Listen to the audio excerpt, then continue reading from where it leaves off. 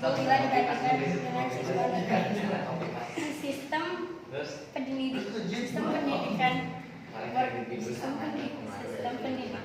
pola boarding school mengharuskan siswa-siswinya mengikuti pembelajaran pagi hingga siang dan dilanjutkan dengan pembelajaran malam.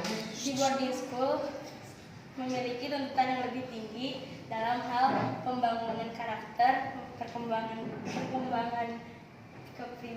pembangunan kepribadian dan penanaman nilai-nilai hidup dibandingkan sekolah reguler.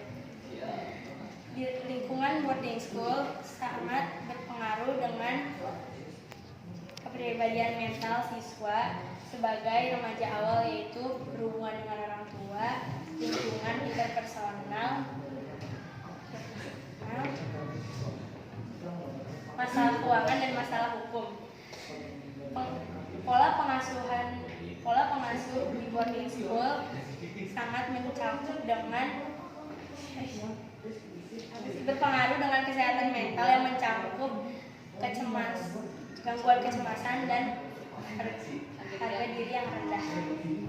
Dari fenomena yang tadi, siswa boarding school mengalami gangguan kecemasan dan gangguan stres. Jurnal ini bertujuan memberikan gambaran hasil analisis beban mental siswa boarding dengan beban mental siswa non boarding. Penelitian ini merupakan penelitian deskriptif. Durasi, bukan.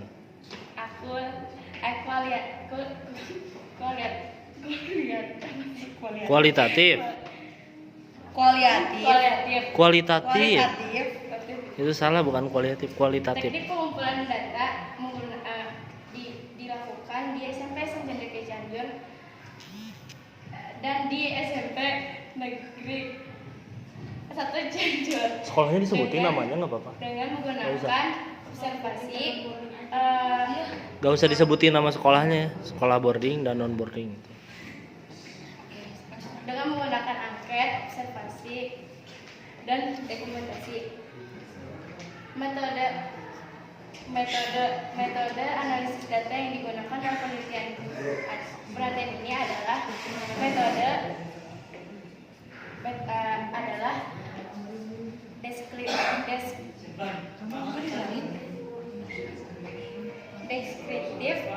deskriptif analisis dengan langkah-langkah pengumpulan data,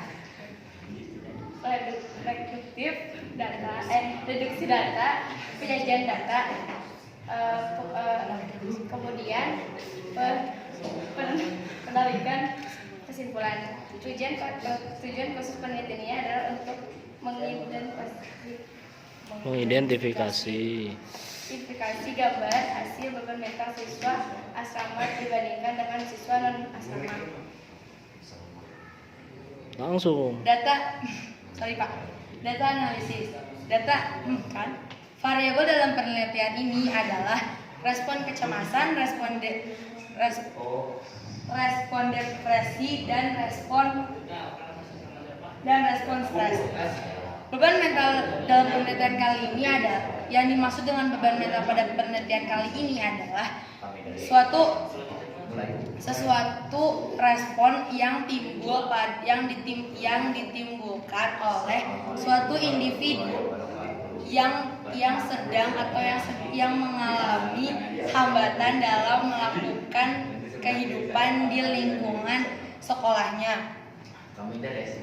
Kita mengumpulkan data berdasarkan dengan menggunakan cara DAS atau depression, anxiety, stress scale. Iya, scale. Dan berdasarkan observasi yang kita lakukan, kita mendapatkan data di bawah ini. Data yang pertama, data ini dibagi menjadi dalam 3 kategori. Yang pertama berat, kedua sedang, dan yang ketiga ringan. Pertama-tama saya akan menjelaskan untuk boarding terlebih dahulu. Yang pertama ada depression level boarding school atau tingkat depresi pada sekolah boarding. Yang di sini ada 2,3% siswa yang merasakan tingkat depresi berat, 11,4% siswa yang mengalami tingkat depresi sedang, dan 84,8% siswa yang mengalami tingkat depresi ringan. Selanjutnya ada stress level boarding school atau tingkat stres pada siswa boarding school. Di sini ada 5,3% siswa yang merasakan stres berat, ada 14,4 siswa yang merasakan stres sedang, dan yang terakhir ada 80,3% siswa yang merasakan stres tingkat ringan, stres ringan. Dan yang terakhir ada anxiety level boarding school atau tingkat kecemasan pada siswa boarding. Yang pertama ada 6,0% siswa yang mengalami tingkat kecemasan berat, ada 7,5% siswa yang mengalami tingkat kecemasan medium atau sedang, dan yang terakhir ada 86,0% siswa yang merasakan tingkat kecemasan yang ringan. Dan selanjutnya kita akan bandingkan dengan sekolah reguler. Yang pertama dimulai dengan depression level. Jadi tingkat depresi yang dialami oleh siswa sekolah reguler ada 1,5% yang berat, 12,9% untuk yang sedang, dan yang terakhir ada 85,6% siswa yang merasakan tingkat depresi ringan. Untuk selanjutnya ada stress level.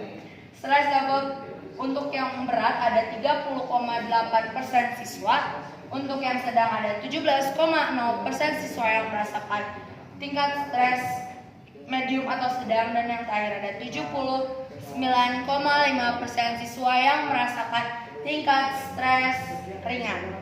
Jadi yang terakhir ada anxiety level atau tingkat kecemasan.